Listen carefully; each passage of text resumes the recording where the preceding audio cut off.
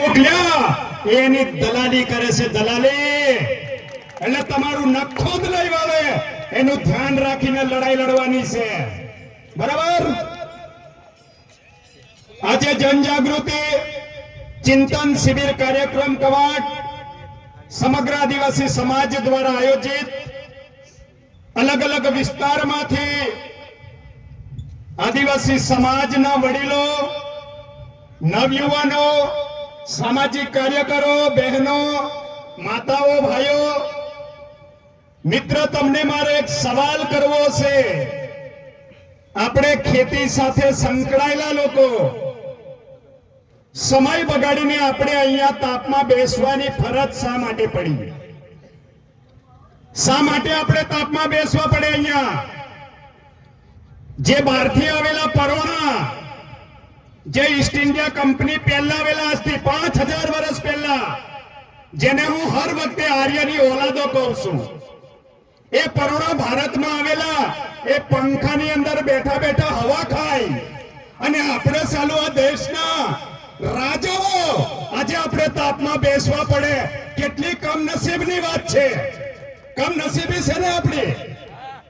અરે યુદ્ધ એ જ આપણું કલ્યાણ છે. આપણે બંદૂકોના સરકારે લાયસન્સ આપ્યા અને એના બાપની ઉંમર થઈ ગઈ એટલે હવે આપણા લાયસન્સો આ સરકાર કેન્સલ કરી દીધા. અરે ભાઈ, લાયસન્સની હવે જરૂર નથી. તીર કામઠા રાખો, તીર કામઠા. અને તીર કામઠામાં તાકાત છે, હથિયાર નથી, ઓજાર છે. પણ આ ભાજપની કંપનીની સામે લડાઈ લડવું પડશે.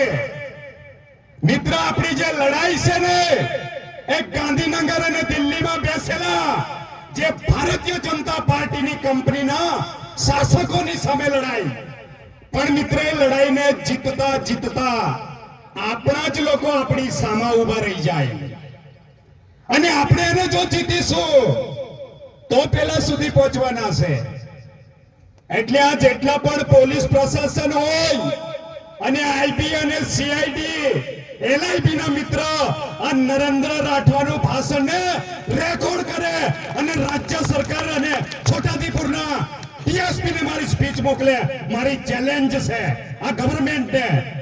એટલે લોકોને મારે કહેવું છે, નકલી જાઓ, તૈયાર થઈ જાઓ, નહીં તો આવનારી પેઢી જે છે એ પેઢીને ખલાસ કરવા વાળી આ ભારતીય જનતા પાર્ટીની જે કંપની છે એ તમારી જમીનો હાંકી લેશે.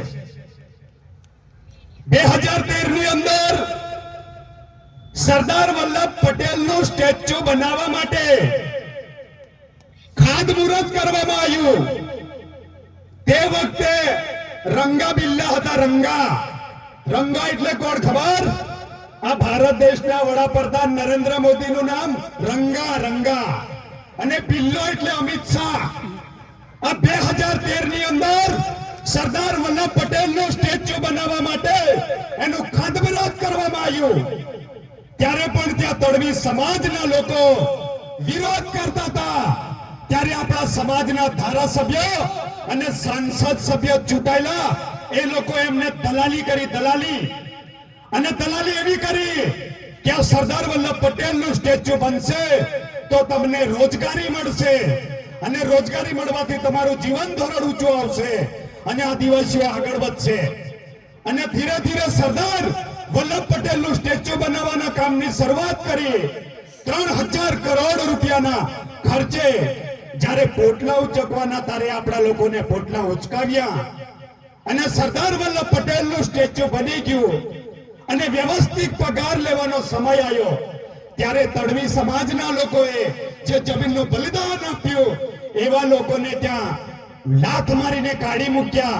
આજે 8 થી 10 ગામડાના આદિવાસી લોકોની જમીન આ રાજ્ય સરકાર સ્ટેચ્યુ ઓફ યુનિટીના નામ પર લઈ લીધી, જેના જમીનના બદલામાં એક ટુકડો આજ દિન સુધી સરકાર કેવડિયાના વિસ્થાપિતોને નથી આપી.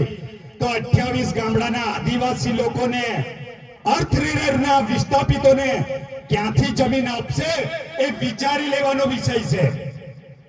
અમારા છોટાઉદેપુરના સાંસદ અને ધારાસભ્ય ગામડે ગામડે પ્રચાર કરે અને કહે કે 28 ગામડાઓને વિસ્થાપિત નથી કરવાના.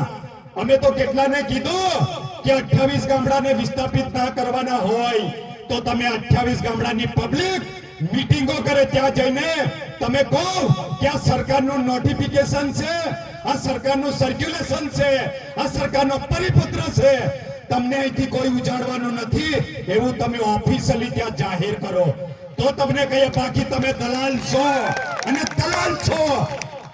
બરાબર? એટલે તમે બધા જાગી જાઓ. આ ભાજપની ઈસ્ટ ઇન્ડિયા કંપની પણ ખતરનાક કંપની અને ચોરોની સરકાર સામે મર્દાનગીથી લડવું પડશે, નહીં તો તમારું નખોદ વાળી નાખશે. જોહાર, જય આદિવાસી, જય ભારત.